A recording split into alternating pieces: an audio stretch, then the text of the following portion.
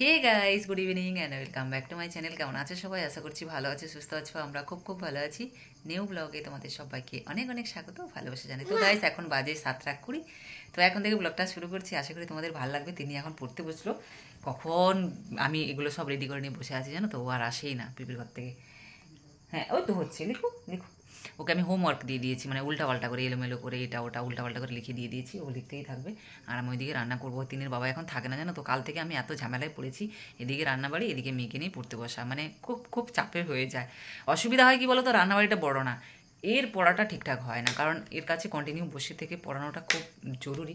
কারণ বাচ্চা মানুষ, এখন ওর সাথে যতক্ষণ বসে থাকবো ততই ভালো।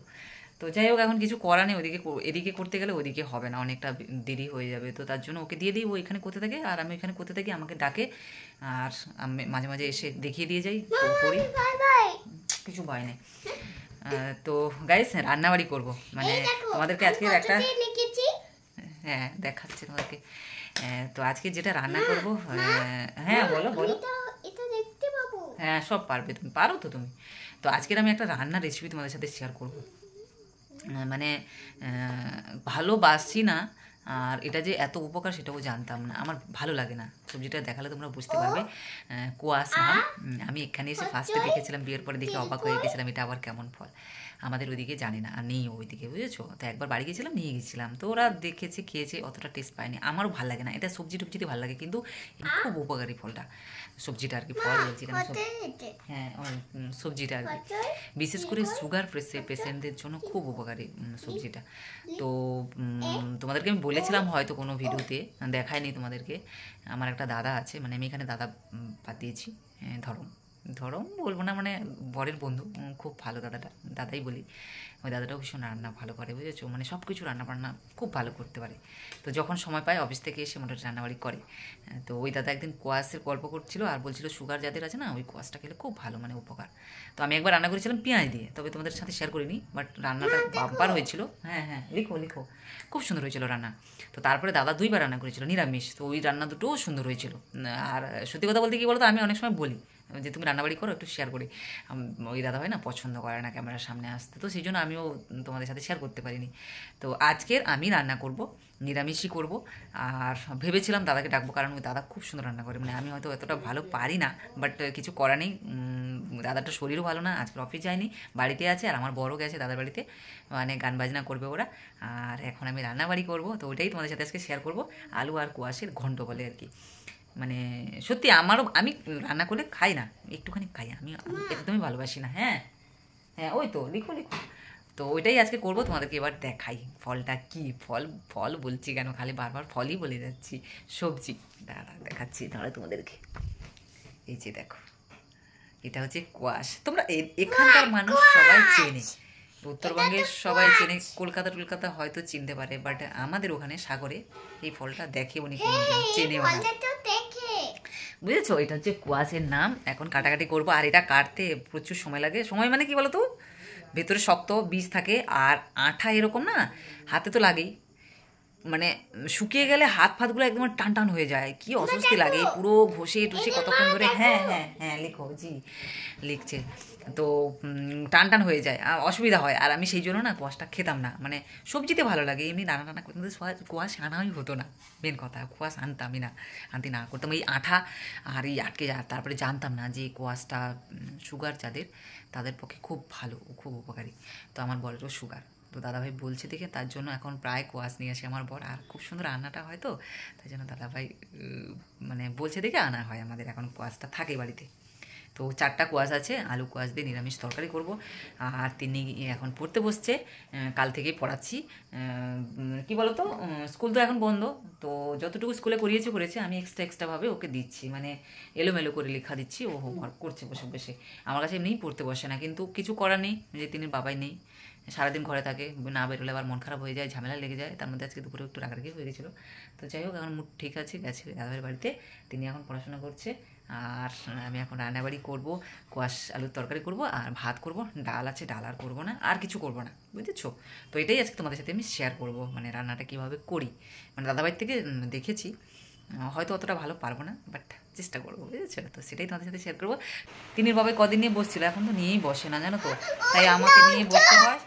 এদিকে ও পড়তে থাকে আর আমি ওইদিকে পড়তে থাকি, তাই মানে ঠিকঠাকভাবে সময়ও দিতে পারি না মেয়েটাকে।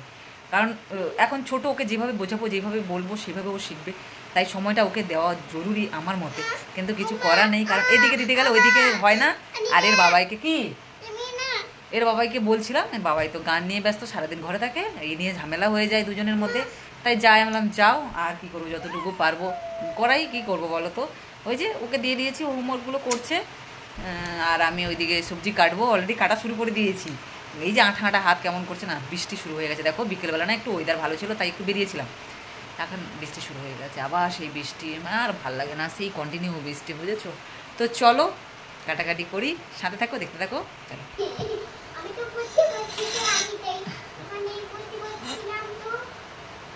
হ্যাঁ পড়ো, কথা কম বলে পড়ো, পড়াশোনা করো মা। হ্যাঁ ভালো করে পড়ো। বৃষ্টি হচ্ছে আবার কারেন্ট যায় কিনা, এইটাই তো ভয় লাগে জানো। হ্যাঁ তুমি আসো, তুমি জানি তো। এদিকে আবার আলোটা একটু ভালো আসে, মুখটা দেখা যায়, এদিকে একদমই আসে না। হ্যাঁ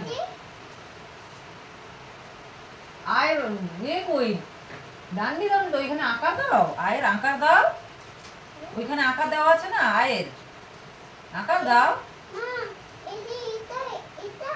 দেখতে পাচ্ছি না, দাও, এই যে তাকাও, এই যে এখানে আঁকার যে আঁকার আছে না, এই দাগটা দাও, তাহলে আ হবে, দুটোই তো অ হয়ে গেল। দাও, কই দেখতে পাচ্ছি না তো, দাও ভালো করে, ছোট ছোট করে লিখো, আর তো বড় বড় না, মুছো, মুছে আবার সুন্দর করে ছোট ছোট করে লিখো, তাহলে দাগটা দিতে পারবে, সুন্দরভাবে দাগটা দিতে পারবে। বেবি লিখো, বেবি।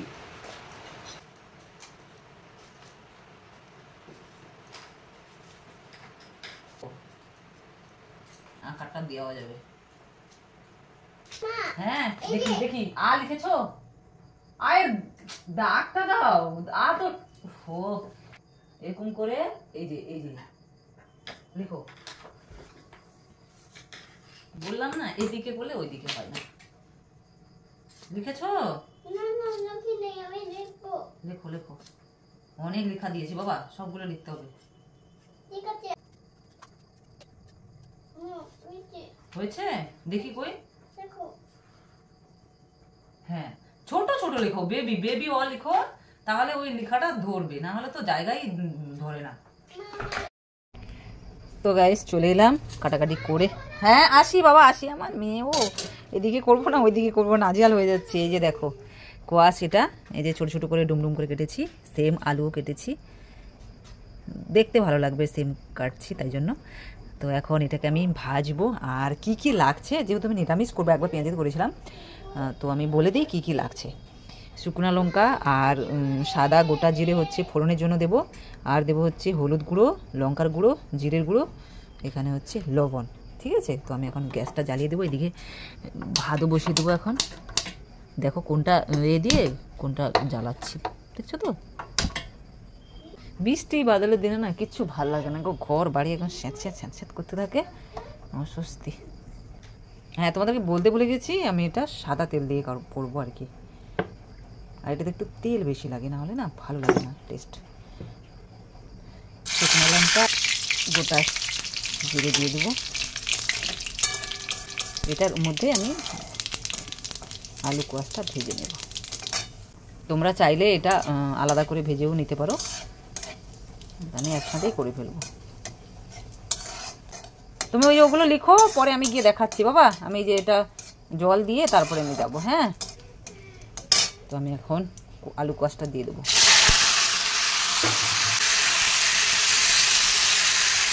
এর মধ্যে আমি হালকা হলুদ গুঁড়ো, একটু লবণ দিয়ে দেবো, অল্প করে, ভালো করে ভেজে নেব।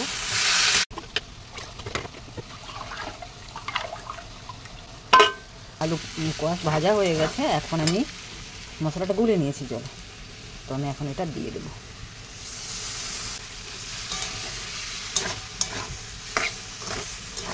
মশলা কষানো হয়ে গেছে, এখন এটার মধ্যে আমি ঘি অ্যাড করব।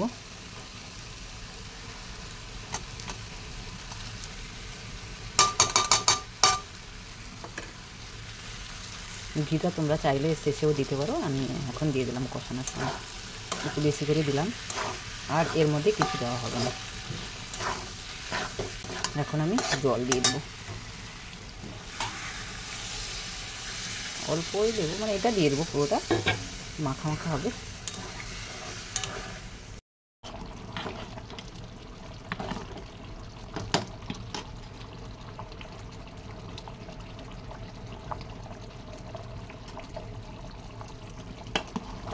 ভাত হয়ে গেছে, এখন ভাতটা উপর দেবো। এদিকে কোয়াশ আলুর ঘন্টও হয়ে এসছে, আর একটু ঝোল শুকাবো। খুব সুন্দর দেখতে হয়েছে, দেখো কালারটা, ঝাল ঝালও হয়েছে, লবণ টবণ সব ঠিকঠাক আছে। ভাতটা উপর দিই। তো রান্না কমপ্লিট হয়ে গেছে, এখন আমি এটাকে ঢেলে দেবো। নিয়ে এর মধ্যে আর কিছুই দিলাম না, বুঝেছো, একটু ঘি দিলাম।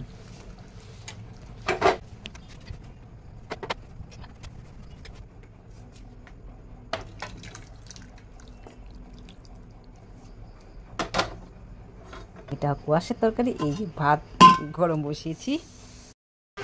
তো গাইস, রান্নাবাড়ি কমপ্লিট হয়ে গেছে, প্রচুর বৃষ্টি হচ্ছে। পড়াশোনা করো বাবা, অনেকক্ষণ হয়ে গেছে। তার মধ্যে কি বলো তো, এখন ছোটো না, কন্টিনিউ পেন্সিল ধরলে পরে ওর হাত ব্যথা করে।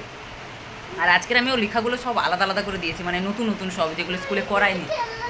না না, ওই যে এখানে দেখো ও ও ও ক খ গ ঘ এগুলো সব স্কুলে লেখায়নি।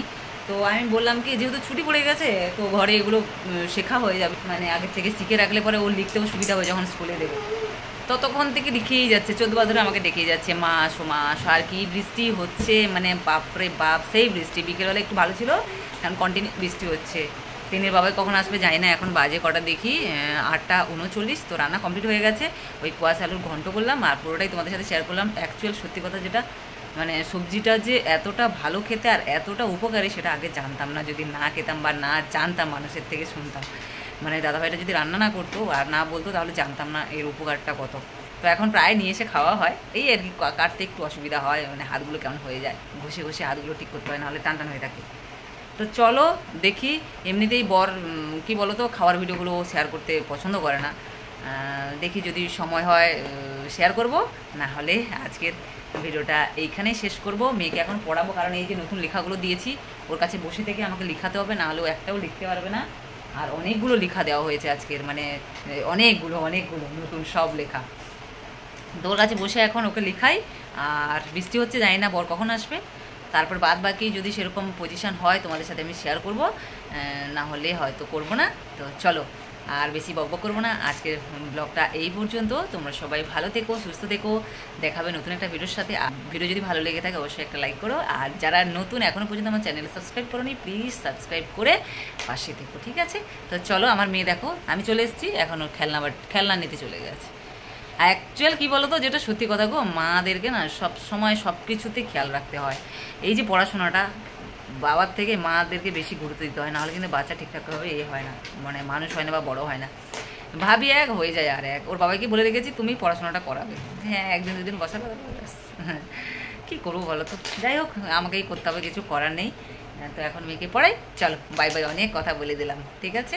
টাটা। পরে যদি সময় হয় অবশ্যই তোমাদের সাথে আমি বাদ বাকি সবটাই শেয়ার করবো। তো চলো, টাটা, বাই বাই, সবাই খুব খুব ভালো থেকো।